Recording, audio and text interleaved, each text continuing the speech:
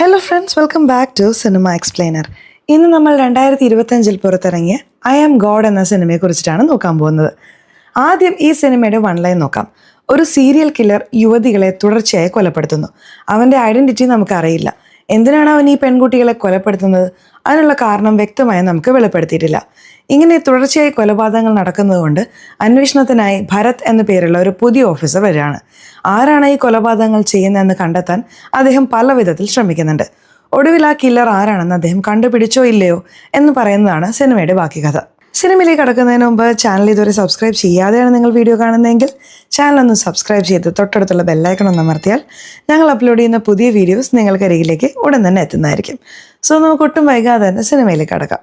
സിനിമയുടെ തുടക്കത്തിൽ തന്നെ ഒരു പെൺകുട്ടിയെ കാണിക്കുന്നു. പാട്ട് കേട്ടുകൊണ്ട് ഇവർ പാചകത്തിനായി പച്ചക്കറികൾ അരിഞ്ഞുകൊണ്ടിരിക്കുകയാണ്. അപ്പോൾ ഇവർക്ക് പിന്നാലെ മാസ്ക് ധരിച്ചതുപോലെ ഒരുത്തൻ വരുന്നുണ്ട്. ഇവരൊന്ന് തിരിഞ്ഞു നോക്കാൻ ശ്രമിക്കുമ്പോഴേക്കും അവനൊരു കമ്പി വടിയെടുത്ത് ഇവരുടെ തലയിൽ തന്നെ അടിക്കുകയാണ്. കൊലപ്പെടുത്തിയ ശേഷം അവൻ ആ സ്ഥലത്ത് ഐ ആം ഗോഡ് എന്ന് എഴുതി വെച്ചിട്ട് അവിടെ നിന്ന് പോകുന്നു. ഇപ്പോൾ നമ്മുടെ നായകനെ കാണിക്കുന്നുണ്ട്. ഇവരുടെ പേര് ദേവ എന്നാണ്. ഇവരുടെ കാമുകിയുടെ പേര് ബിന്ദു എന്നാണ്. കോളേജിൽ വെച്ച് ഇവർ രണ്ടുപേരും കിസ് ചെയ്തുകൊണ്ടിരിക്കുകയാണ്. ഒരു സാർ ഇത് ശ്രദ്ധിക്കുന്നു. സാറിനെ കളിയാക്കുന്ന രീതിയിലാണ് സംസാരിക്കുന്നത്. എപ്പോഴും ഇവർ കോളേജിൽ റൊമാൻസ് ചെയ്തുകൊണ്ടിരിക്കുകയാണ് എന്ന് നമുക്ക് മനസ്സിലാവുന്നു. കോളേജ് പ്രിൻസിപ്പൽ നായകൻ്റെ അച്ഛനെ വിളിച്ച് സംസാരിക്കാൻ തുടങ്ങുന്നു. നമ്മുടെ നായകൻ പഠനത്തിൽ മിടുക്കനായതുകൊണ്ട് മാത്രമാണ് അവൻ ചെയ്യുന്ന എല്ലാ കാര്യങ്ങളും ഞാൻ ക്ഷമിച്ചു പോകുന്നത്. മകനല്ലേ, കുറച്ച് ഉപദേശം കൊടുക്കുക എന്നൊക്കെ പറഞ്ഞ് അച്ഛനെ വഴക്ക് പറയുന്നുണ്ട്. യഥാർത്ഥത്തിൽ നമ്മുടെ നായകൻ എന്തിനാണ് ഇങ്ങനെ ചെയ്യുന്നത് എന്ന് ചോദിച്ച് സാറിൻ്റെ കൈ പിടിച്ച് തിരിച്ചിട്ടുണ്ടായിരുന്നു. ഈ സാറിൻ്റെ കൈ പിടിച്ച് തിരിച്ചിട്ടുണ്ട്, നിങ്ങളുടെ മകന് ബുദ്ധി പറഞ്ഞു കൊടുക്കുക എന്നൊക്കെ പറഞ്ഞ് പ്രിൻസിപ്പൽ വഴക്ക് പറഞ്ഞു വിടുന്നു. ഇവർ രണ്ടുപേരും പ്രണയിച്ചത് ഒരു ഫ്ലാഷ് ബാക്കായി നമ്മളെ കാണിക്കുന്നു. യഥാർത്ഥത്തിൽ ദേവ പെട്ടെന്ന് ദേഷ്യപ്പെടുന്ന പ്രകൃതമാണ്. എല്ലാവരോടും വഴക്കിടും. അങ്ങനെ വഴക്കിടുന്നത് കണ്ട് ഈ ബിന്ദു ഇംപ്രസ് ആയിട്ടുണ്ടായിരുന്നു. മെല്ലെ ഇദ്ദേഹത്തോട് സംസാരിക്കാൻ തുടങ്ങി. പോകെ പോകെ ഇവർ രണ്ടുപേരും പ്രണയിക്കാൻ തുടങ്ങി. ഒരു പാട്ടിലൂടെ ഇവരെങ്ങനെ പ്രണയിക്കാൻ തുടങ്ങി എന്ന് വ്യക്തമായി നമ്മളെ കാണിച്ചായിരുന്നു. നമ്മുടെ നായകനും രാത്രി വീട്ടിലേക്ക് വരാണ്. ഇപ്പോൾ അച്ഛനും അമ്മയും ഉപദേശം പറയാൻ തുടങ്ങുകയാണ്. കോളേജ് ക്യാമ്പസിൽ ഒരു പെൺകുട്ടിയെ കിസ് ചെയ്യുന്നത് നല്ല കാര്യമാണോ? ഇങ്ങനെയൊന്നും ചെയ്യരുത് എന്നൊക്കെ ഉപദേശിക്കുകയാണ്. ഉപദേശിച്ചാൽ ആർക്കാണ് ഇഷ്ടപ്പെടുക? നമ്മുടെ നായകൻ ഭയങ്കരമായി ദേഷ്യപ്പെടുകയാണ്.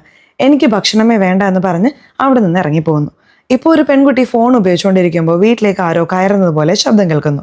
ആരാണ് എന്താണെന്ന് നോക്കാനായി പോവുകയാണ്. ആ കില്ലർ തന്നെയായിരിക്കും വന്നിട്ടുണ്ടായിരുന്നത്. ഈ പെൺകുട്ടിയുടെയും കഥ അവൻ കഴിക്കുന്നു. ഇപ്പോൾ നായകൻ്റെ അമ്മ നായകന് രാവിലെ ബുദ്ധി ഉപദേശിച്ചുകൊണ്ടിരിക്കുകയാണ്. അതൊന്നും കാര്യമായി ചെവിയിലെടുക്കുന്നില്ല.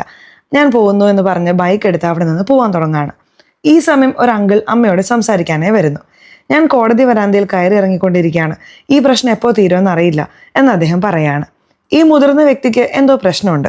എന്താണ് പ്രശ്നം എന്നത് കഥ മുന്നോട്ട് പോകുമ്പോൾ നിങ്ങൾക്ക് മനസ്സിലാവും. യഥാർത്ഥത്തിൽ നായകൻ സുഹൃത്തുക്കളുടെ കൂടെ ക്രിക്കറ്റ് കളിക്കാനായിട്ടാണ് പോയിട്ടുണ്ടായിരുന്നത്. ഇപ്പോൾ ക്രിക്കറ്റൊക്കെ കളിച്ചു കഴിഞ്ഞ് അവിടെ ഇരിക്കുകയാണ്. അപ്പോഴാണ് ഇവരുടെ കാമുകിയായ ബിന്ദു ആ സ്ഥലത്തേക്ക് വരുന്നത്. വന്നവർ നേരെ ഇവരുടെ മടിയിലാണ് ഇരിക്കുന്നത്. ഇത് എല്ലാവരും കാണുന്നുണ്ടല്ലോ. ഇദ്ദേഹം അമ്മ പറഞ്ഞത് ആലോചിച്ച് നോക്കുകയാണ്. ഇതിനുശേഷം ഇങ്ങനെയൊന്നും ചെയ്യണ്ട എന്ന് കരുതുകയാണ്. ബിന്ദു അങ്ങോട്ടേക്ക് മാറിയിരിക്കെ, എൻ്റെ മടിയിലിരിക്കണ്ട എന്ന് പറയാണ്. നിന്റെ മടിയിലിരുന്നാ എന്താ? ആര് കണ്ടാലും നമുക്കെന്താ എന്നൊക്കെ ബിന്ദു സംസാരിക്കുന്നുണ്ട്. അല്ലല്ല, ഇതിനുശേഷം ഇതൊക്കെ നമുക്ക് കുറച്ച് കുറയ്ക്കാം എന്ന് ഇദ്ദേഹം പറയുന്നു. എന്നാൽ ബിന്ദു അത് അംഗീകരിക്കുന്നില്ല. ഇദ്ദേഹം ഇങ്ങനെ സംസാരിക്കുന്നത് കൊണ്ട് ചെറുതായി ഇദ്ദേഹത്തോട് വഴക്കിട്ട് അവിടെ നിന്ന് പോകുന്നു. പിറ്റേ ദിവസം ഇദ്ദേഹം കോളേജിലേക്ക് വരുമ്പോൾ ബിന്ദു വേണമെന്ന് വെച്ച് മറ്റൊരു പയ്യൻ്റെ മടിയിൽ പോയി ഇരിക്കുകയാണ്. നായകനെ ദേഷ്യം പിടിപ്പിക്കാൻ വേണ്ടിയിട്ടാണ് ഇങ്ങനെ ചെയ്യുന്നത്. ഇത് കണ്ട് നായകനും വല്ലാതെ ദേഷ്യം വരുന്നു. ഇദ്ദേഹം എന്താണ് ചെയ്യുന്നതെന്ന് വെച്ചാൽ ആ പയ്യനെ പിടിച്ച് നന്നായിട്ട് അടിക്കുകയാണ്. അതുപോലെ ഇനിമേൽ എന്നോട് സംസാരിക്കുകയെ ചെയ്യരുത് എന്ന് ഇവരോട് പറഞ്ഞിട്ട് പോവുകയാണ്. ആ സമയം നോക്കി വേറൊരുത്തൻ പ്രശ്നം ഉണ്ടാക്കിക്കൊണ്ടിരിക്കുന്നു. അവനെയും പിടിച്ച് നന്നായിട്ട് അടിക്കുന്നുണ്ട്. കാമുകിയുടെ മേലുള്ള ദേഷ്യം മുഴുവൻ ഈ വ്യക്തിയുടെ മേൽ കാണിച്ചുകൊണ്ടിരിക്കുകയാണ്. ഇപ്പോൾ രാത്രി സമയത്ത് സുഹൃത്തുക്കളെല്ലാം ഇദ്ദേഹത്തെ സമാധാനിപ്പിച്ചിട്ട് ഇരുത്തി മദ്യപിക്കാൻ തുടങ്ങുന്നു. അപ്പോൾ സുഹൃത്തുക്കളോട് ഇദ്ദേഹം ആ പെൺകുട്ടി ചെയ്തതിനെ കുറിച്ചിട്ടെല്ലാം പരാതിപ്പെട്ടുകൊണ്ടിരിക്കുകയാണ്. അപ്പോൾ ആ പെൺകുട്ടി ഈ സ്ഥലത്തേക്ക് വരുന്നുണ്ട്. ഞാൻ നിന്നെ കളിയാക്കാൻ വേണ്ടി മാത്രമാണ് ചെയ്തത്. ഈ ഒരളവിലേക്ക് പോകുമെന്ന് കുറച്ച് പോലും ഞാൻ പ്രതീക്ഷിച്ചില്ല. എന്നോട് ക്ഷമിക്ക് എന്നൊക്കെ സംസാരിക്കുകയാണ്. ഒരു ഘട്ടത്തിൽ ഇദ്ദേഹവും ശരിയെന്ന് പറഞ്ഞ് ക്ഷമിക്കുന്നു. ഇപ്പോൾ ഇവർ രണ്ടുപേരും ചേർന്ന് സംസാരിച്ച് സമയം ചെലവഴിച്ചുകൊണ്ടിരിക്കുകയാണ്. നേരത്തെ 2 പെൺകുട്ടികളെ കൊലപ്പെടുത്തിയത് കാണിച്ചില്ലേ? ഇപ്പോൾ മൂന്നാമത്തെ പെൺകുട്ടി ജോലിയൊക്കെ കഴിഞ്ഞ് അവരുടെ വീട്ടിലേക്ക് വരികയാണ്. വീട്ടിൽ വന്നവർ മേക്കപ്പ് എല്ലാം റിമൂവ് ചെയ്തുകൊണ്ടിരിക്കുകയാണ്. അപ്പോഴാണ് ആരോ വരുന്നത് പോലത്തെ ശബ്ദം കേൾക്കുന്നത്.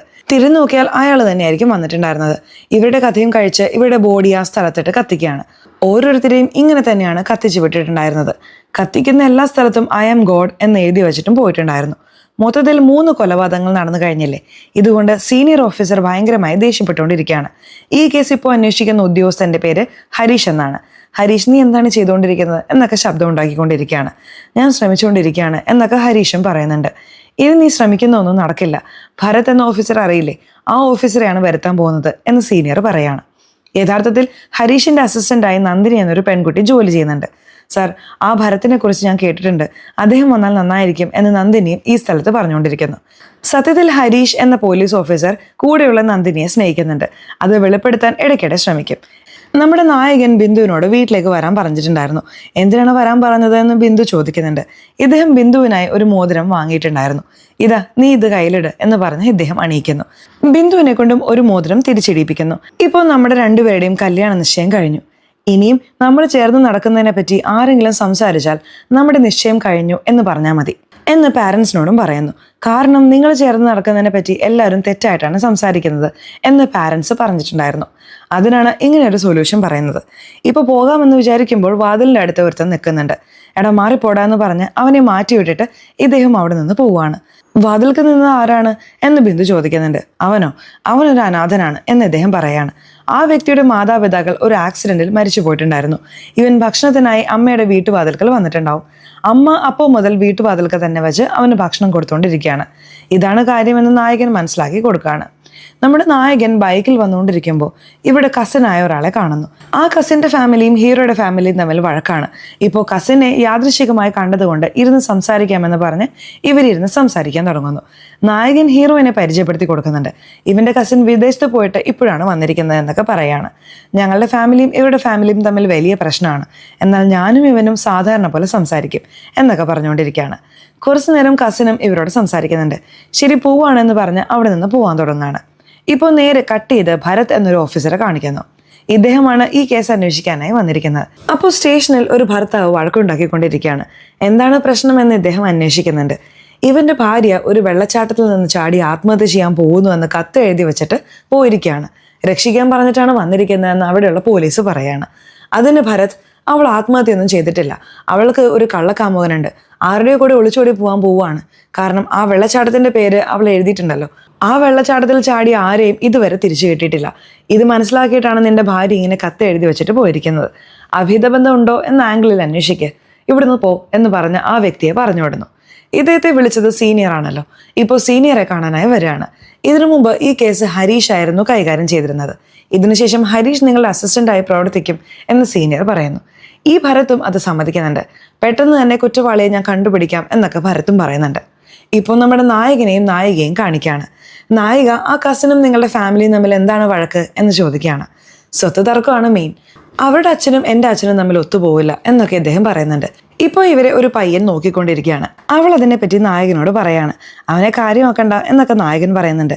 എന്നാൽ അവൻ വീണ്ടും വീണ്ടും നോക്കിക്കൊണ്ടിരിക്കുകയാണ്. ഇവളും തിരിച്ച് കളിയാക്കാമെന്ന് കരുതാണ്. അതുകൊണ്ട് നിനക്കൊരു പേപ്പർ തരണം എന്നവനെ സിഗ്നലിലൂടെ മനസ്സിലാക്കി കൊടുക്കുന്നു. അവൻ എന്തോ തരാൻ ആഗ്രഹിക്കുന്നു എന്ന് കരുതി അടുത്ത് വന്ന് ആ പേപ്പർ വാങ്ങിയിട്ട് പോവാണ്. എന്നാൽ ആ പേപ്പറിൽ അവൾ ഒന്നും തന്നെ എഴുതിയിട്ടുണ്ടായിരുന്നില്ല. എന്താ ഒന്നും എഴുതാതെ വെറുതെ പേപ്പർ തന്നിരിക്കുന്നത് എന്നവൻ ദേഷ്യത്തോടെ ചോദിക്കുകയാണ്. എന്നെ വെറുപ്പിക്കാൻ വേണ്ടി നിങ്ങൾക്ക് ലെറ്റർ തരുന്ന പോലെ കാണിച്ചതാണ്, വേറെ ഒന്നുമില്ല ബ്രദർ, നിങ്ങൾ പൊക്കോളൂ എന്ന് ദേവ് പറയുന്നു. എന്നെ വെറുപ്പിക്കാൻ എന്നോട് ഇങ്ങനെ ലെറ്റർ തരുന്ന പോലെ ചെയ്യാമോ?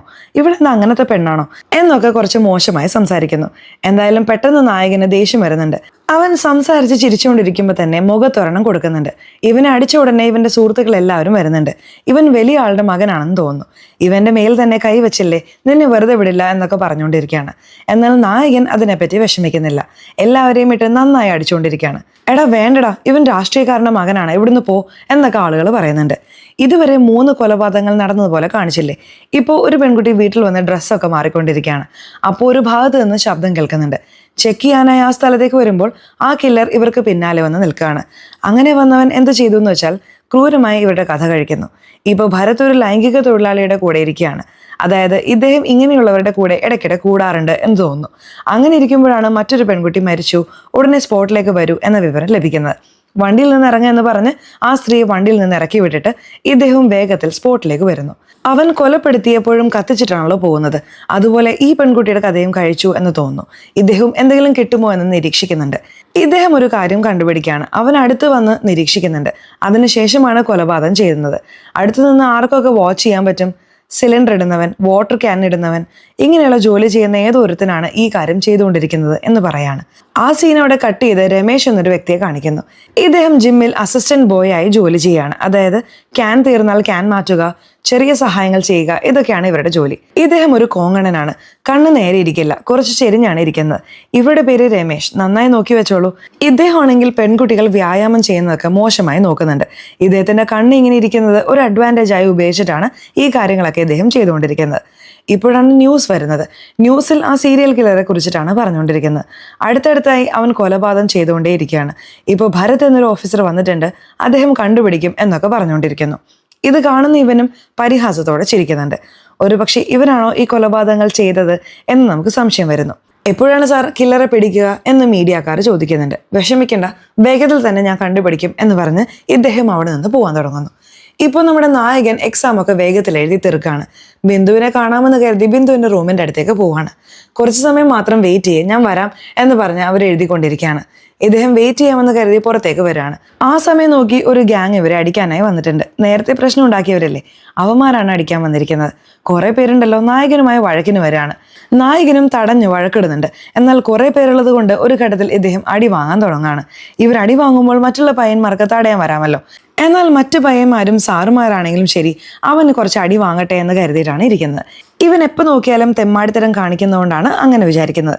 ഇദ്ദേഹം അടി വാങ്ങുന്നത് അറിഞ്ഞ ഉടനെ ബിന്ദു വേഗത്തിൽ ഈ സ്ഥലത്തേക്ക് ഓടി വരുന്നുണ്ട്. അതേസമയം ഈ വഴിയായിരുന്നു ഭരത് പോയിട്ടുണ്ടായിരുന്നത്. അവിടെ എന്തോ പ്രശ്നം നടക്കുന്നത്, പോയി നോക്ക് എന്ന ആളുകളോട് പറയുന്നു.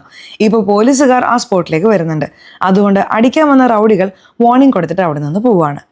ഇപ്പോൾ നീര എന്നു പേരുള്ള ഒരാളെ കാണിക്കുന്നു. ഇദ്ദേഹം ഒരു ഷോർട്ട് ഫിലിം എടുത്തുകൊണ്ടിരിക്കുകയാണ്. ഈ ഷോർട്ട് ഫിലിമിലെ ഒരു പാട്ടിനായിട്ടുള്ള ഷൂട്ടിംഗ് ആണ് നടക്കുന്നത്. ഈ ഷോർട്ട് ഫിലിമിന്റെ കൺസെപ്റ്റ് എന്താണെന്ന് വെച്ചാൽ, ഒരു പെൺകുട്ടി പണം കണ്ടാൽ ആളെ മാറ്റിക്കൊണ്ടിരിക്കും. ഉദാഹരണത്തിന് ഒരു പയ്യനെ സ്നേഹിക്കുന്നു എന്ന് വെച്ചോ, ഇവനേക്കാൾ പണക്കാരൻ വന്നാൽ ആളെ മാറ്റും. ഈ തീമിലാണ് ഈ പാട്ടും ഈ ഷോർട്ട് ഫിലിമും ഇദ്ദേഹം റെഡിയാക്കിക്കൊണ്ടിരിക്കുന്നത്. ഇപ്പോൾ പാട്ടിനായുള്ള ഷൂട്ടിംഗ് ഏകദേശം കഴിയാറായി. എല്ലാവരും ഈ സ്പോട്ട് വിട്ട് പോവുകയാണ്. ഈ പാട്ടിൽ ഒരു പെൺകുട്ടി അഭിനയിച്ചില്ലേ, ആ പെൺകുട്ടി കൊലപ്പെടുന്നു.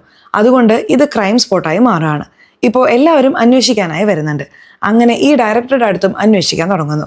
ഈ ഡയറക്ടർ ഒരു കാര്യം പറയുന്നുണ്ട്. അതെന്താണെന്ന് വെച്ചാൽ, റിയൽ ലൈഫിലുള്ള ഒരു പെൺകുട്ടിയെ വെച്ചിട്ടാണ് ഈ കഥ ഇദ്ദേഹം എഴുതിയിട്ടുണ്ടായിരുന്നത്. ആ പെൺകുട്ടി ഒരു രാഷ്ട്രീയക്കാരൻ്റെ വീട്ടിലെ മരുമകളായി പോയിട്ടുണ്ടായിരുന്നു. അവളുടെ സ്വഭാവം ഇങ്ങനെയാണ് സാർ, ആളെ കണ്ട ഉടനെ ടപ്പെന്ന് മാറ്റും. അവളെ ബേസ് ചെയ്തെടുത്തത് അവൾ അറിഞ്ഞിട്ടുണ്ട്. അതുകൊണ്ടാണ് ഈ ഷൂട്ടിംഗ് നടക്കാൻ പാടില്ല എന്നതുകൊണ്ട് ഇങ്ങനെ ചെയ്തിരിക്കുന്നത് എന്നൊക്കെ ഈ ഡയറക്ടർ പറയുന്നുണ്ട്. എന്നാൽ അതിനൊക്കെ പോയി ആരെങ്കിലും കൊലപാതകം ചെയ്യുമോ എന്ന് ഭരത് ചിന്തിക്കുന്നുണ്ട്. അതായത് ഷോർട്ട് ഫിലിം തടയാൻ വേറെ എന്തെങ്കിലും ചെയ്യും, കൊലപാതകം ചെയ്യുന്ന അളവിലേക്ക് പോവുമോ എന്ന് ഭരത് ചിന്തിക്കുകയാണ്. അല്ല സാർ, അവളാണിത് ചെയ്തത്. കാരണം അവൾ ഇത് എടുക്കരുതെന്ന് എന്നോട് പറഞ്ഞിരുന്നു. അത് ലംഘിച്ച് ഞാൻ എടുത്തല്ലോ, അതുകൊണ്ടാണ് ഇങ്ങനെ ചെയ്തിരിക്കുന്നത് എന്ന് തോന്നുന്നു എന്ന് ഡയറക്ടർ പറയാണ്. ഇങ്ങനെ ഇദ്ദേഹം വിചാരണ ചെയ്തുകൊണ്ടിരിക്കുമ്പോൾ ഹുഡി ഇട്ട ഒരു വ്യക്തി ഇതെല്ലാം ശ്രദ്ധിക്കുന്നുണ്ട്. ഈ കാര്യം ഭരത്തും ശ്രദ്ധിക്കുന്നുണ്ട്. അവനാണ് കൊലപാതകം ചെയ്തിരിക്കുന്നതെന്ന് തോന്നുന്നു എന്ന് കരുതി പെട്ടെന്ന് ഓടിക്കാൻ തുടങ്ങുകയാണ്. എന്നാൽ അവൻ ഇവിടെ നിന്ന് ഓടി രക്ഷപ്പെടുന്നു. മിസ്സായി പോയല്ലോ എന്ന് ഭരത്തും ദേഷ്യപ്പെടുകയാണ്. കണ്ണിന് പ്രശ്നമുള്ള രമേശ് എന്ന വ്യക്തിയെ കാണിച്ചില്ലേ, അവൻ എപ്പോഴും പുസ്തകം വായിക്കുന്ന പോലെ പെൺകുട്ടികൾ എക്സസൈസ് ചെയ്യുന്നത് നോക്കിക്കൊണ്ടിരിക്കുകയാണ്.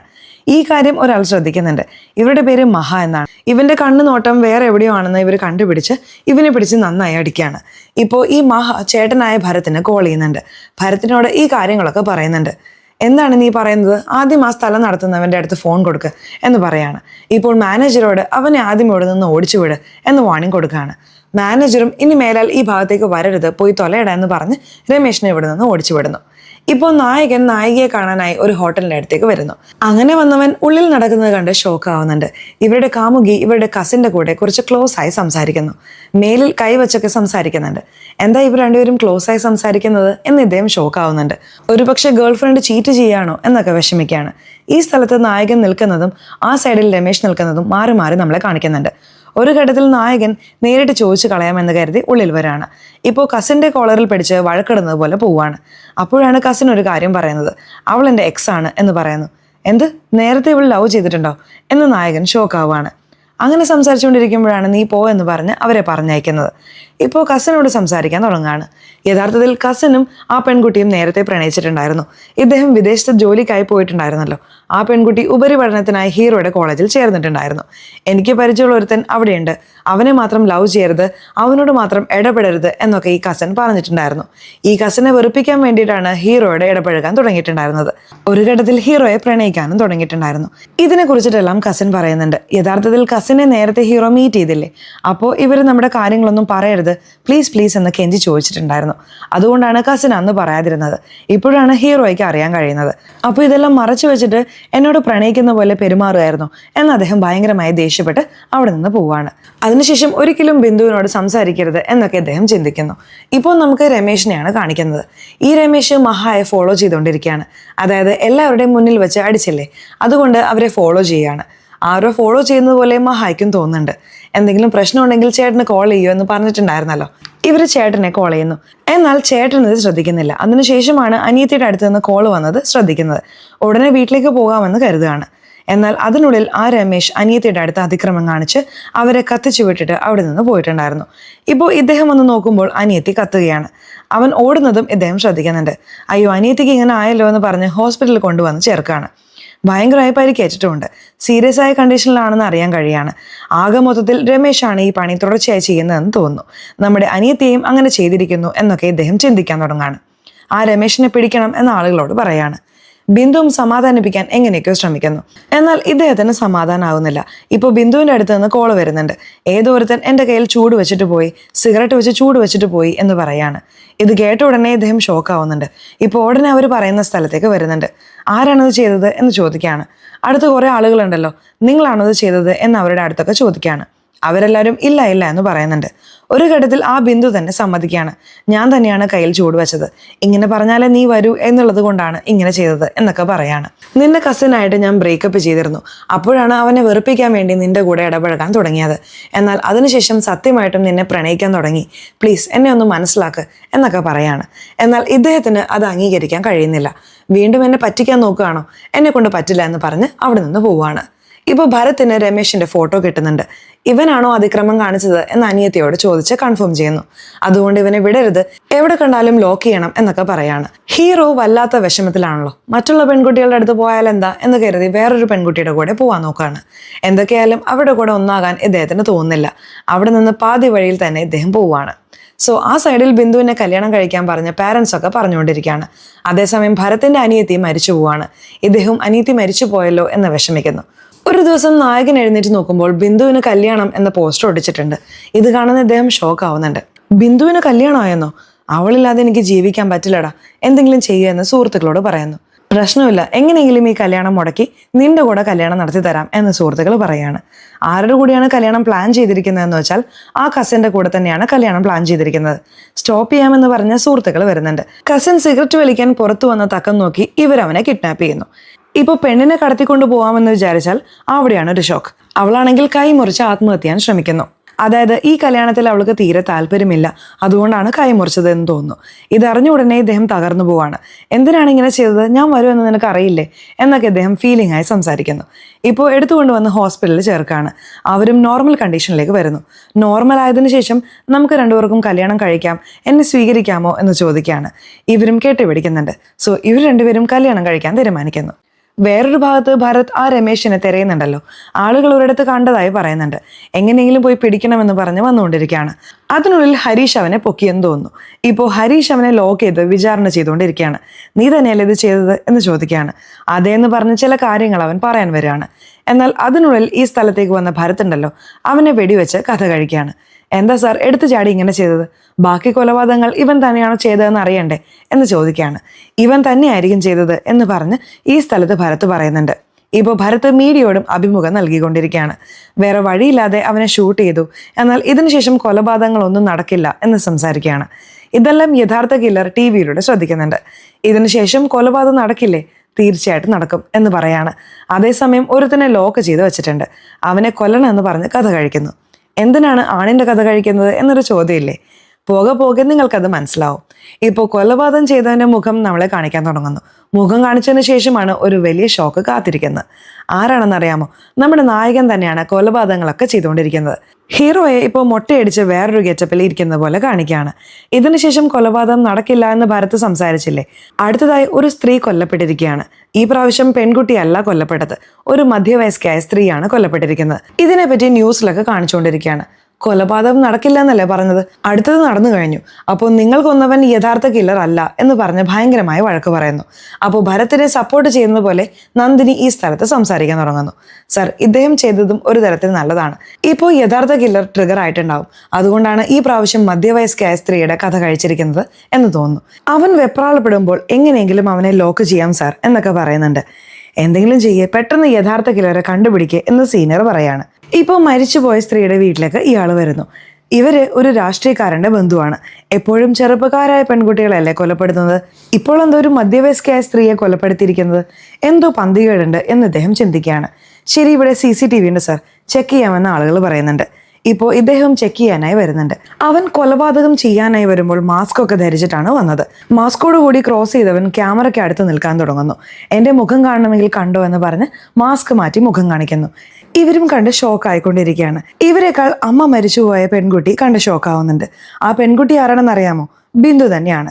സർ, ഇവൻ എൻ്റെ എക്സ് ഹസ്ബൻഡാണ് സർ. ഇവൻ നേരത്തെ മരിച്ചു പോയതാണല്ലോ, ഇവൻ എങ്ങനെ ജീവനോട് വന്നു എന്നൊക്കെ ഷോക്കിംഗ് ആയി ചോദിച്ചുകൊണ്ടിരിക്കുകയാണ്. ഇപ്പോഴാണ് ആ അമ്മ മരിച്ചുപോയ ഫ്ലാഷ് ബാക്ക് നമ്മളെ കാണിക്കാൻ തുടങ്ങുന്നത്. ബിന്ദുവിൻ്റെ അമ്മ ഉറങ്ങിക്കൊണ്ടിരിക്കുമ്പോൾ പെട്ടെന്ന് ശബ്ദം കേൾക്കുന്നു.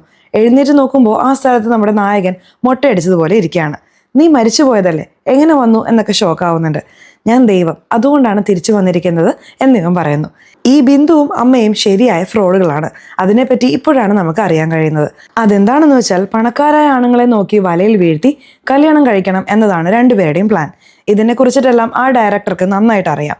അതിനെ ബേസ് ചെയ്തിട്ടാണ് ഷോർട്ട് ഫിലിം എടുക്കുന്നത്. ആ ഷോർട്ട് ഫിലിം എടുക്കരുത് എന്ന് ഇവർ പറഞ്ഞിട്ടുണ്ടായിരുന്നു.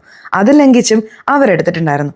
അത് റിലീസാകാൻ പാടില്ല, അതുകൊണ്ട് ആ പെൺകുട്ടിയെ കൊല്ലണമെന്ന് പറഞ്ഞ് ഒരു കോൺട്രാക്ട് കില്ലറെ വെച്ചിട്ടാണ് അവർ കഥ കഴിച്ചിട്ടുണ്ടായിരുന്നത്. യഥാർത്ഥത്തിൽ ഹീറോ ഒരു ആണിനെ കൊന്നതുപോലെ കാണിച്ചില്ലേ? ആ കോൺട്രാക്ട് കില്ലറായിരുന്നവൻ്റെ കഥയാണ് ഹീറോ കഴിച്ചിട്ടുണ്ടായിരുന്നത്. കാരണം ആ ഷോർട്ട് ഫിലിം വന്നിരുന്നുവെങ്കിൽ ഇവർ കുറച്ച് എക്സ്പോസ്ഡ് ആവും. എന്നാൽ ആ ഷൂട്ടിംഗ് സ്റ്റോപ്പ് ആകുന്നത് പോലെ ആ നടിയുടെ കഥ കഴിച്ചില്ലേ? അതുകൊണ്ടാണ് നിന്നെ ലോക്ക് ചെയ്തിരിക്കുന്നത് എന്ന് പറഞ്ഞിരുന്നു. സാറ് പണം തന്ന് ചെയ്യാൻ പറഞ്ഞു, അതുകൊണ്ടാണ് ചെയ്തത് സാർ, എന്നെ വിട് എന്നൊക്കെ ചോദിക്കുന്നുണ്ടായിരുന്നു. എന്നാൽ ഇദ്ദേഹം കഥ കഴിച്ചിട്ടുണ്ടായിരുന്നു. ഇത്രയും നേരം ഭരത്തിന്റെ ടൈം ലൈനും ഹീറോയിൻ്റെ ടൈം ലൈനും ഒരേ നേർരേഖയിൽ പോകുന്നത് പോലെ നമ്മളെ കാണിച്ചിട്ടുണ്ടായിരുന്നു. എന്നാൽ സത്യം എന്താണെന്ന് അറിയാമോ?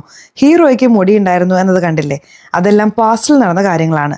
അവസാനം ഇവർ രണ്ടുപേരും കല്യാണം കഴിച്ചതുപോലെ കാണിച്ചില്ലേ? എന്നാൽ കല്യാണം കഴിഞ്ഞതിന് ശേഷമാണ് ആ ബിന്ദുവിന്റെ യഥാർത്ഥ രൂപം ഇദ്ദേഹത്തിന് മനസ്സിലായിട്ടുണ്ടായിരുന്നത്. അതുകൊണ്ടാണ് ഈ അമ്മായിയമ്മയെ കാണാനായി ദേഷ്യത്തോടെ വന്നിരിക്കുന്നത്. ഈ സ്ത്രീ ഭയത്തിൽ എന്ത് ചെയ്തു എന്ന് വെച്ചാൽ, ഒരു മുറിയിൽ പോയി വാതിലടയ്ക്കുന്നു. ഇപ്പോൾ ആ സ്ത്രീ ചില കാര്യങ്ങൾ പറയുമ്പോഴാണ് നമുക്ക് പല കാര്യങ്ങളും വെളിപ്പെടുന്നത്. ഹീറോയും ബിന്ദുവും സംസാരിക്കാതെ ഇരുന്നത് കണ്ടില്ലേ? അപ്പോൾ അമ്മ എന്ത് പറഞ്ഞിട്ടുണ്ടായിരുന്നു എന്ന് വെച്ചാൽ, കസിൻ പണക്കാരനാണ്, നീ അവനെ കല്യാണം കഴിച്ചോ എന്ന് പറഞ്ഞിട്ടുണ്ടായിരുന്നു. ബിന്ദു ശരി എന്ന് പറഞ്ഞ് കല്യാണത്തിന് സമ്മതിച്ചിട്ടുണ്ടായിരുന്നു. ആ കസിനെ സംബന്ധിച്ചിടത്തോളം ബിന്ദുവിൻ്റെ സ്വഭാവം ശരിയല്ല എന്ന് കണ്ടുപിടിച്ചിട്ടുണ്ടായിരുന്നു. അതുകൊണ്ട് അവരാണ് കല്യാണം നിർത്തിയത്. ഈ കല്യാണം എനിക്ക് ചെയ്യാൻ പറ്റില്ല എന്ന് പറഞ്ഞ് അവിടെ നിന്ന് പുറത്തു പോയിട്ടുണ്ടായിരുന്നു. ആ സമയമാണ് ഹീറോയുടെ ഫ്രണ്ട്സ് ഇവരെ തട്ടിക്കൊണ്ടു പോയിട്ടുണ്ടായിരുന്നത്. അതുകൊണ്ട് അവരങ്ങനെ ചെയ്തില്ലെങ്കിലും കല്യാണം മുടങ്ങുമായിരുന്നു. അതേസമയം അവർ കൈ മുറിച്ചു എന്ന് പറഞ്ഞില്ലേ? അതൊന്നും സത്യമല്ല. കല്യാണം നടക്കില്ല എന്ന് പറഞ്ഞവർ ദേഷ്യപ്പെട്ട് വാതിലൊക്കെ അടച്ചു പോയിട്ടുണ്ടായിരുന്നില്ലേ? അപ്പോഴാണ് കൈ മുറിഞ്ഞത്. അങ്ങനെ കൈ മുറിഞ്ഞത് അമ്മ വേറെ രീതിയിൽ മാറ്റിയിട്ടുണ്ടായിരുന്നു. മിണ്ടാതെ ഇവനെ തന്നെ നീ കല്യാണം കഴിച്ചോ, ഇവനും കുറച്ച് സ്വത്തൊക്കെ കിട്ടുമല്ലോ, നമുക്ക് ആ സ്വത്തിനായി കല്യാണം കഴിക്കാം എന്ന് പറഞ്ഞിട്ടുണ്ടായിരുന്നു. അതുകൊണ്ടാണ് പെണ്ണ് കല്യാണം കഴിക്കാൻ തീരുമാനിച്ചിട്ടുണ്ടായിരുന്നത്. അല്ലാതെ ഹീറോയെ ഇഷ്ടപ്പെട്ടിട്ടൊന്നും കല്യാണം കഴിച്ചതല്ല. പണം കിട്ടും എന്നതുകൊണ്ട് മാത്രമാണ് കല്യാണം കഴിച്ചത്. ഈ ബിന്ദു ഇതേപോലെ 5-6 പയ്യന്മാരെ പറ്റിച്ചിട്ടുണ്ടായിരുന്നു. ഇതെല്ലാം അമ്മ തന്നെ സമ്മതിക്കുന്നു. ഇപ്പോൾ ഇദ്ദേഹം വാതിലൊക്കെ പൊളിച്ച് ഉള്ളിൽ വരുന്നുണ്ട്. അങ്ങനെ വന്നവരെന്ത് ചെയ്യുന്നു എന്ന് വെച്ചാൽ, അമ്മായിയമ്മയുടെ കഥ ഈ സ്ഥലത്ത് കഴിച്ചിട്ട് പോയിട്ടുണ്ടായിരുന്നു. പോകുമ്പോൾ മുഖം കണ്ടോ എന്ന് കാണിച്ചു പോയിട്ടുണ്ടായിരുന്നു പ്രസന്റിൽ. എന്നാൽ ഈ പെൺകുട്ടി വേറെ രീതിയിലാണ് പറയുന്നത്. അതായത് ഈ ബിന്ദു ഇവരെ നല്ലവളായി കാണിക്കാൻ വേണ്ടി അവൻ എന്നെ ടോർച്ചർ ചെയ്തുകൊണ്ടിരിക്കുകയായിരുന്നു, അതുകൊണ്ടാണ് പിരിഞ്ഞു വന്നത്. ആ ദേഷ്യത്തിൽ എൻ്റെ അമ്മയുടെ കഥ കഴിച്ചു എന്ന് തോന്നുന്നു എന്നൊക്കെ പറഞ്ഞുകൊണ്ടിരിക്കുകയാണ്. ഈ പെൺകുട്ടി കള്ളം പറയുകയാണെന്നും ഇവളുടെ സ്വഭാവം ശരിയല്ല എന്നും ഭരത്തിന് നന്നായിട്ട് അറിയാം. വിഷമിക്കേണ്ട, നിങ്ങളുടെ കയ്യിൽ ഒരു ചിപ്പ് തരാം, അതുവഴി നിങ്ങളെ ട്രാക്ക് ചെയ്തുകൊണ്ടിരിക്കാം, പുറത്ത് സുരക്ഷയ്ക്ക് ആളുകളും ഉണ്ടാവും എന്ന് പറഞ്ഞു പോവാണ്. ഹരീഷ് എന്ന പോലീസ് നന്ദിനിയെ ലവ് ചെയ്യുന്നത് പോലെ കാണിച്ചില്ലേ? ഇപ്പോൾ നന്ദിനിയെ പ്രപ്പോസ് ചെയ്യാനായി ബൊക്കെയൊക്കെ വാങ്ങാൻ പോവാം എന്ന് കരുതുകയാണ്. ഇപ്പോൾ ബൊക്കെയൊക്കെ വാങ്ങി അവരെ കാണാനായി വീടിനടുത്തേക്ക് വരുന്നു. ഇപ്പോൾ വാതിൽ തുറന്ന ഉടനെ ഇദ്ദേഹത്തിന് ഒരു ഷോക്ക് കാത്തിരിക്കുകയാണ്. ആ നന്ദിനി ഭരത്തിന്റെ കൂടെ ഒന്നായിരിക്കുന്നുണ്ട്. ഭരത് കുറച്ച് വില്ലത്തരമുള്ള ക്യാരക്ടറാണ്. ഈ പെൺകുട്ടിയെ എങ്ങനെയോ പറ്റിച്ച് ഒന്നായിരിക്കുന്നു എന്ന് തോന്നുകയാണ്. ഇത് കണ്ട് ഹരീഷ് ആകെ തകർന്നു പോവാണ്. ഇപ്പോൾ രണ്ടുപേരും ചേർന്ന് പോവാൻ നിൽക്കുകയാണ്. ഒരു വിവരം ഇവർക്ക് ലഭിക്കുന്നുണ്ട്. അതെന്താണെന്ന് വെച്ചാൽ ബിന്ദുവിനെ നോക്കാൻ സുരക്ഷയ്ക്ക് ആളുകളെ ഇട്ടിട്ടുണ്ടായിരുന്നല്ലോ, ആ ആളുകളെ ആരോ അടിച്ചിട്ടിരിക്കുന്നു. അതേപോലെ ബിന്ദുവിനെ ആരോ തട്ടിക്കൊണ്ടുപോയിരിക്കുകയാണ്. തട്ടിക്കൊണ്ടുപോയത് ഹീറോ ആണെന്ന് അറിയാൻ കഴിയുന്നു. ഇവിടെയാണ് ഹീറോയുടെ ഫ്ലാഷ് ബാക്ക് നമ്മളെ കാണിക്കുന്നത്. നമ്മുടെ നായകന് സ്വത്ത് കിട്ടും എന്നതുകൊണ്ടാണല്ലോ കല്യാണം കഴിച്ചിട്ടുണ്ടായിരുന്നത്. എന്നാൽ ആ സ്വത്ത് ഹീറോയുടെ കൈവിട്ട് പോവുകയാണ്. ഇതറിഞ്ഞ ഉടനെ ആ ബിന്ദു ഉണ്ടല്ലോ എന്നും രാത്രി പ്രശ്നം ഉണ്ടാക്കുകയാണ്. അമ്മായിയപ്പനോടും അമ്മായിയമ്മയോടും വഴക്കിട്ടുകൊണ്ടേയിരിക്കുകയാണ്. നായകനും എന്തിനാണ് ബിന്ദു ഇങ്ങനെ ചെയ്യുന്നത്, ഇങ്ങനെയൊന്നും ചെയ്യരുത് എന്ന് പറയുന്നുണ്ട്. അങ്ങനെയൊക്കെ ചെയ്യുമെന്ന് പറഞ്ഞ് ഇവരെന്ത് ചെയ്യുന്നതെന്ന് വെച്ചാൽ ഇവർക്ക് തന്നെ മുറിവുണ്ടാക്കുകയാണ്. എൻ്റെ അമ്മായിയപ്പനും അമ്മായിയമ്മയും എന്നെ ടോർച്ചർ ചെയ്യുന്നു, എൻ്റെ ഭർത്താവ് എന്നെ ടോർച്ചർ ചെയ്യാണ് എന്ന് പോലീസിന് വിവരം കൊടുക്കുന്നു. വന്ന പോലീസാണെങ്കിൽ അന്വേഷിക്കാനൊന്നും നിൽക്കുന്നില്ല. ഇവൻ തന്നെയാണ് ഭാര്യ അടിച്ചത് എന്ന് പറഞ്ഞ് ഹീറോയെ നന്നായിട്ട് അടിക്കുന്നുണ്ട്.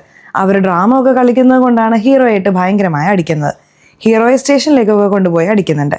ആ പെൺകുട്ടി വേണമെന്ന് വെച്ച് പ്രശ്നം ഉണ്ടാക്കി ഇവരെ വിട്ട് എങ്ങനെയെങ്കിലും പിരിയണമെന്ന് പ്ലാനൊക്കെ ചെയ്തുകൊണ്ടിരിക്കുകയാണ്.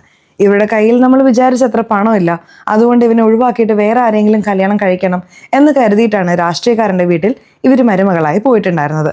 ഇതെല്ലാം നടന്നു എന്ന് നമ്മളെ കാണിച്ചു തരുന്നു. നേരത്തെ ഒരു മുതിർന്ന ആളെ ശ്രദ്ധിച്ചു വെക്കാൻ പറഞ്ഞിരുന്നില്ലേ, ആ മുതിർന്ന ആളുടെ വീട്ടിലും ഇതേ പ്രശ്നം തന്നെയാണ്.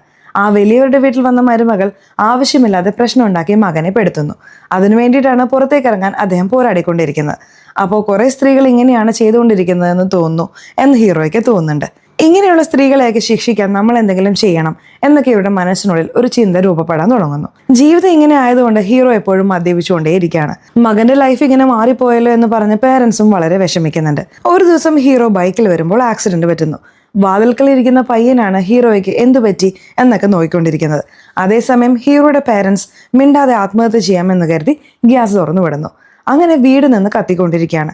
ഇത് കാണുന്ന അവന് വളരെ വിഷമാവുന്നുണ്ട്. അതായത് അമ്മ ഭക്ഷണമൊക്കെ കൊടുക്കുമല്ലോ, ആ പയ്യന് ഭയങ്കര വിഷമാവുന്നുണ്ട്. ആ പയ്യനും എന്താ ഏതാ എന്നൊക്കെ നോക്കാൻ വേണ്ടി വീടിനടുത്തേക്ക് പോകുന്നുണ്ട്. ഒരു ഘട്ടത്തിൽ ആ പയ്യനും ചേർന്ന് കത്തുകയാണ്. വീട്ടിലുള്ള 3 പേരും മരിച്ചുപോയി എന്ന് അവിടെയുള്ളവർ സംസാരിക്കുന്നുണ്ട്. അതായത് ഹീറോയും മരിച്ചുപോയി എന്നാണ് സംസാരിക്കുന്നത്. അപ്പോൾ നമ്മൾ മരിച്ചതായി തന്നെ ഇരിക്കട്ടെ എന്ന് കരുതി ഹീറോ ഈ നാട് വിട്ട് വേറൊരു നാട്ടിലേക്ക് പോകുന്നു.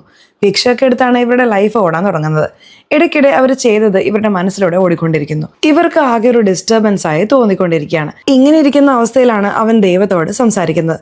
ദൈവമേ, നീയാണ് ഇങ്ങനെയുള്ള ആളുകളെ ശിക്ഷിക്കേണ്ടത്, നീ ശിക്ഷിക്കാതിരിക്കുകയാണ്, അതുകൊണ്ട് ഞാൻ നിന്നെ പോലെ മാറാൻ പോവുകയാണ്, ഇപ്പൊ മുതൽ ഞാനാണ് ദൈവം എന്നൊക്കെ വ്യത്യസ്തമായി സംസാരിക്കുകയാണ്. അതിനുശേഷമാണ് മൊട്ടയടിച്ച് ഗെറ്റപ്പ് ഒക്കെ ചേഞ്ച് ചെയ്ത് കൊലപാതകങ്ങൾ ചെയ്യാൻ തുടങ്ങിയത്. ഇപ്പോൾ കഥ പ്രസന്റിലേക്ക് വരുന്നു. ഇവളുടെ കഥ പ്രത്യേകിച്ച് കഴിക്കണം എന്നതുകൊണ്ട് തൂക്കിക്കൊണ്ടുവന്ന് ഒരിടത്ത് ലോക്ക് ചെയ്ത് വെച്ചിരിക്കുകയാണ്. എന്തിനാണ് ഇങ്ങനെ ചെയ്തത്? നിന്നെ പോലെയുള്ള പെണ്ണുങ്ങൾ കുറെ പേരുടെ ലൈഫ് സ്പോയിൽ ചെയ്തുകൊണ്ടിരിക്കുകയാണ്. അങ്ങനെയുള്ള പെണ്ണുങ്ങളെയാണ് ഉന്നം വെച്ച് ഞാൻ ഇല്ലാതാക്കിക്കൊണ്ടിരിക്കുന്നത് എന്നൊക്കെ സംസാരിക്കുകയാണ്. ഒരു ഘട്ടത്തിൽ ഇവരിപ്പോഴും ഇവനെ പറ്റിക്കാമെന്ന് കരുതുകയാണ്. ഞാൻ അറിയാതെ ചെയ്തു പോയി, എന്നോട് ക്ഷമിക്ക് എന്ന് അഭിനയിക്കുകയാണ്.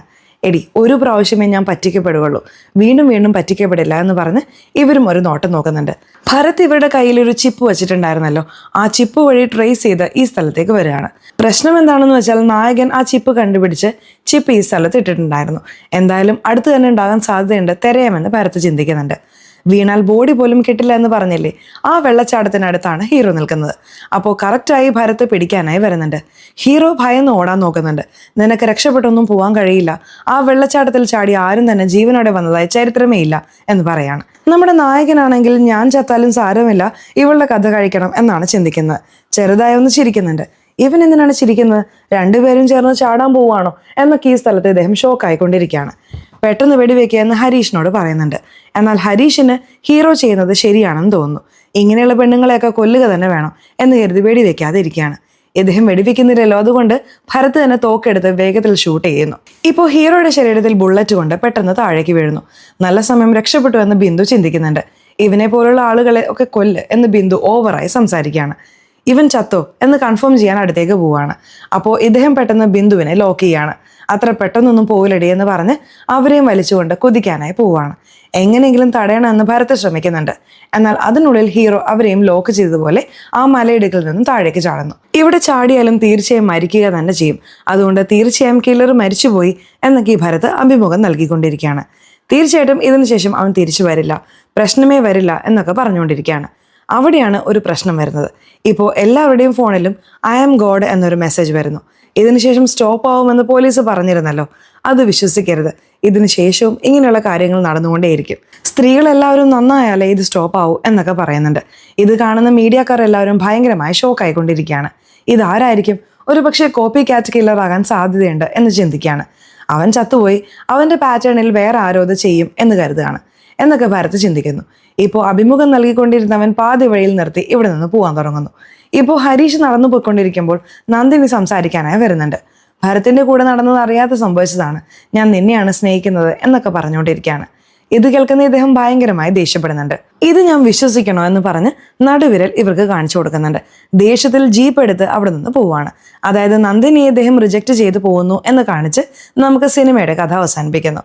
ഇപ്പോൾ ഐ ആം ഗോഡ് എന്ന് വേറൊരുത്തൻ വന്നിട്ടുണ്ടായിരുന്നല്ലോ, അത് യഥാർത്ഥത്തിൽ ഹീറോയാണോ അതല്ല ഹീറോയെ ഇൻസ്പയർ ചെയ്ത് വേറെ ആരെങ്കിലും വന്നിട്ടുണ്ടോ എന്നൊരു ചോദ്യമില്ലേ? ഇത് സംബന്ധിച്ച് കുറെ ചർച്ചകൾ നടന്നുകൊണ്ടിരിക്കുകയാണ്. ഇതോടെ ഈ സിനിമയോട് അവസാനിക്കുന്നു. സിനിമ എങ്ങനെയുണ്ടായിരുന്നു? സിനിമയെക്കുറിച്ചുള്ള നിങ്ങളുടെ അഭിപ്രായങ്ങൾ തീർച്ചയായിട്ടും കമന്റ് ബോക്സിൽ രേഖപ്പെടുത്തണേ. അതുപോലെ ചാനൽ ഇതുവരെ സബ്സ്ക്രൈബ് ചെയ്തിട്ടില്ലെങ്കിൽ ചാനലൊന്ന് സബ്സ്ക്രൈബ് ചെയ്ത് ഈ വീഡിയോ ഇഷ്ടപ്പെട്ടാൽ തീർച്ചയായിട്ടും ഒരു ലൈക്ക് കൂടെ തരാൻ മറക്കല്ലേ. സോ ഇനി അടുത്തൊരു വീഡിയോയിൽ കാണുന്നത് വരെ ബൈ.